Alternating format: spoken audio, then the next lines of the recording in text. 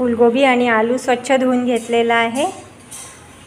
याच्यासाठी टोमॅटो कापून घेतलेला आहे आणि इथे थोडासा टोमॅटो आहे, सांबार म्हणजे कोथिंबीर, वाटाणे, हिरवे वाटाणे, लसूण आणि हिरवी मिरची, हा तिखट मिठाचा डबा। चला, कढई तापायला ठेवलेली आहे। कढईमध्ये आता तेल घालू। बस, तेल तापल्यावर ह्यात पहिले जिरं मोहरी घालून घ्यायची।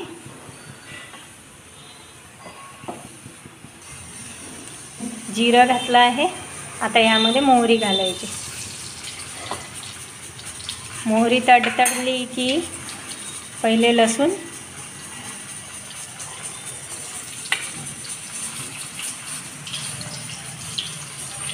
लसूण चांगला झाला परतल्या गेला की याच्यावर हिरवी मिरची टाकायची। मग यात हिरवी मिरची घालायची।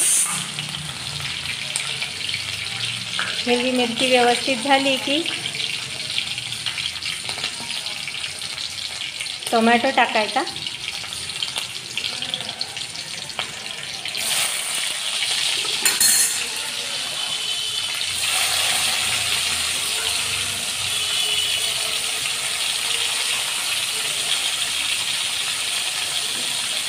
टोमॅटो टाकून झाला की चांगला परतून घ्यायचा, थोडासा तेलात होऊ द्यायचा।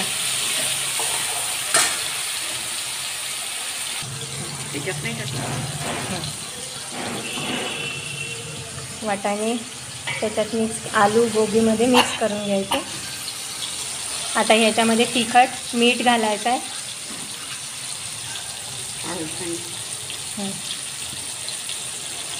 बघा ते जास्त आणि तिखट, हळद घालू, थोडीशी हळद घालून घ्यायची।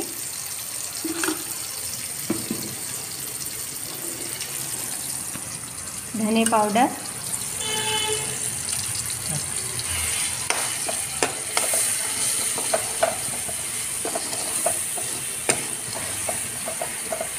आता हे सगळं तेलामध्ये छान परतू द्यायचं आणि आलू गोबी मटर सगळं याच्यामध्ये घालून घ्यायचं।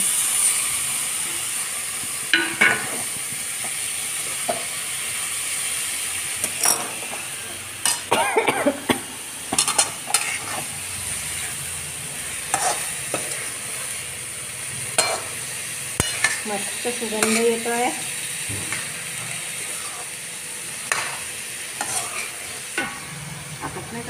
आता याच्यावर थोडंसं 5 मिनिट झाकण ठेवायचं आणि ती भाजी तेलात मुरू द्यायची। मग त्याच्यामध्ये थोडंसं पाणी घालायचं।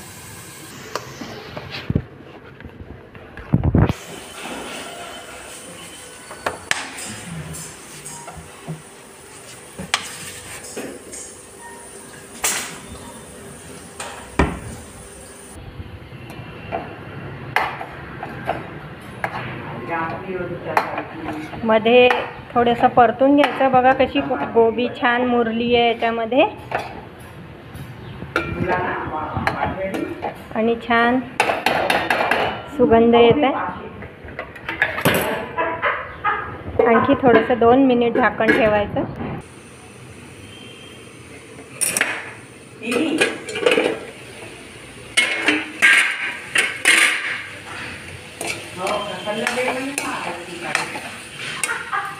आता यामध्ये थोडंसं पाणी घालायचं म्हणजे एकदम कोरडी नाही होणार ही भाजी,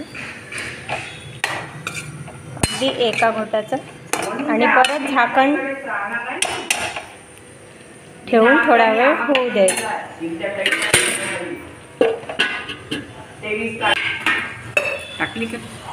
टाकायची। आता बघा आपली भाजी छान शिजलेली आहे। याच्यामध्ये थोडीशी चिमूटभर साखर टाकायची आणि वरून कोथिंबीर पेरायची। मस्त।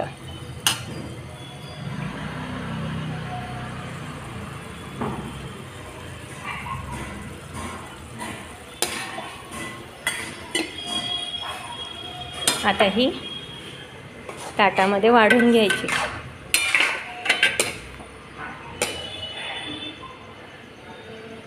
मस्त गरम गरम गोबीची आलूची भाजी.